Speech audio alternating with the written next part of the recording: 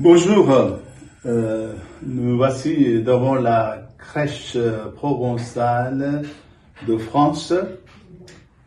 Cette crèche représente tous les métiers. Et en même temps, si nos anciens ont fait cette crèche, c'est pour rappeler que face à une crèche, nous sommes tous les enfants de Dieu. Les enfants de Dieu sont variés, soit par le métier, soit par la langue, par les races, par les nations et tout ça. Mais devant le Jésus, on est tous les enfants. Mais on est tous enfants, c'est parce que on est invité à devenir enfants, comme Jésus qui est né dans une étable, pauvrement. Donc ça veut dire que il nous invite à vivre pauvrement et aussi à regarder notre pauvreté. Et c'est pour ça que le Christ, il a pris cette forme de pauvreté pour ne pas avoir honte de regarder cette pauvreté matérielle, mais ce qui est pire, la pauvreté spirituelle. Et tandis que Jésus, il nous apporte la joie, la paix. Et vous voyez un peu quand cette joie est annoncée aux bergers qui étaient pauvres, mais qui étaient vraiment choisis en premier à accueillir cette bonne nouvelle.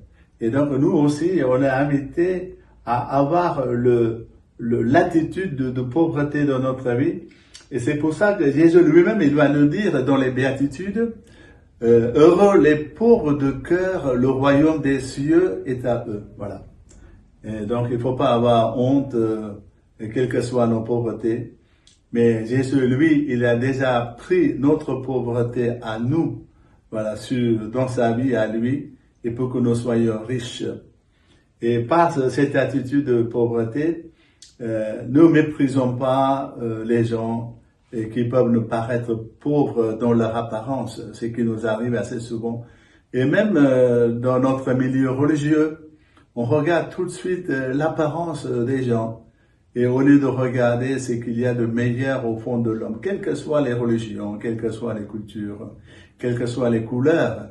Et c'est une invitation que petit Jésus nous lance à chacun de nous, que nous sachions accepter d'abord notre propre pauvreté à nous et pour pouvoir aussi accueillir la pauvreté des autres et tout simplement pour nous enrichir.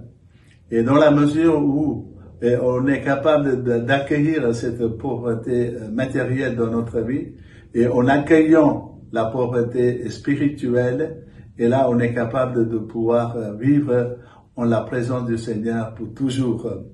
Merci.